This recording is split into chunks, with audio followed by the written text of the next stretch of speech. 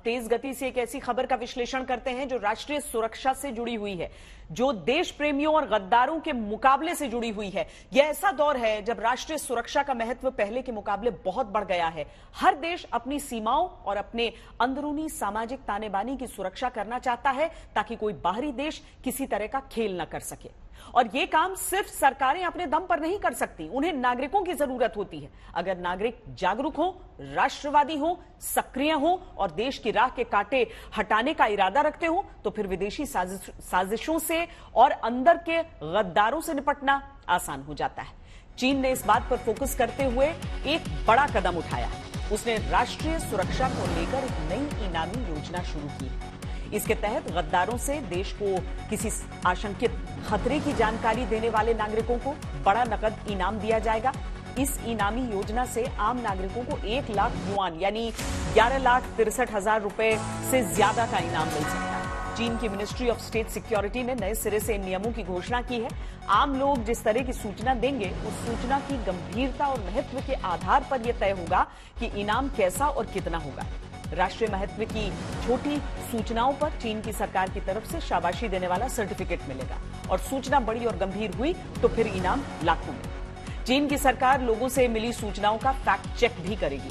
वैसे आपको बता दें कि चीन में जासूसी और सुरक्षा में सेंध की जानकारी देने पर इस तरह की इनामों की परंपरा वर्षों से है, लेकिन इस बार यह पूरा अभियान आम नागरिकों पर फोकस करके डिजाइन किया गया है ताकि लोगों को राष्ट्र रक्षा के लिए प्रेरित करके उन्हें इस काम में लगाया जा सके। अगर हर नागरिक की आंख चीन की जिनपिंग सरकार की आंख बन जाए तो विदेशी इंटेलिजेंस एजेंसियों की चुनौतियों का सामना वो कर पाएगा।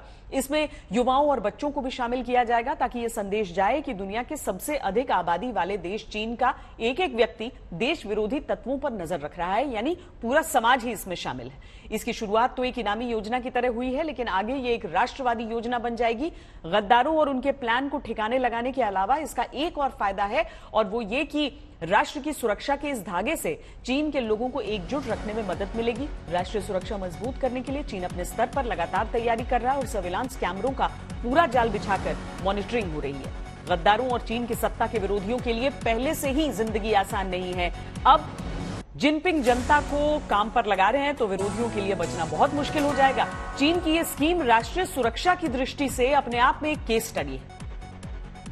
राष्ट्रीय नेशनल सिक्योरिटी स्टेट से चीजें नेशनल सिक्योरिटी सोसाइटी की तरफ जा रही है। वहां पर ये एक इसका मतलब वो चाह रहे हैं कि अब सोसाइटी भी इसमें एक्टिवली पार्ट ले और बताए सरकार को कि कोई उनको स्पाई पता चलता है या मालूम पड़ता है तो उसके बारे में सरकार से जाकर किसी भी टिप ऑफ के बारे में बताए, और इसके लिए प्रोत्साहन भी दिया जा रहा है, पैसे दिए जा रहे हैं। बिल्कुल बिल्कुल वो यही चाह रहे हैं और ये चीजें चाइना में पहले भी रही हैं। अगर हम माओ के उसमें पीरियड में देखें, कल्चरल रिवॉल्यूशन के पीरियड देखें, तमाम माओइस्ट कैंपेन्स को देखें तो ये चीजें अपने अपने उस जमाने में भी अपने उस जमाने के संदर्भ में ये चीजें रही थी कि एक टिप ऑफ देना, कंप्लेंट करना, खबर पहुंचाना, एक सोसाइटी का इन्वॉल्वमेंट, पार्टी की तरफ से गाइडेंस, सपोर्ट, इन चीजों के लिए हमेशा रहा था।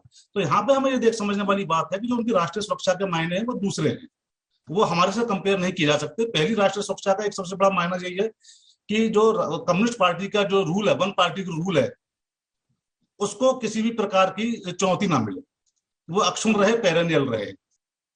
ये एक सबसे बड़ा मायना तो उनका यही है। तो और जो लीडरशिप की जो पोजीशन वहां पर अपनी जो है उसको कोई चैलेंज ना आए, तो वो एक चीज है वहां पर।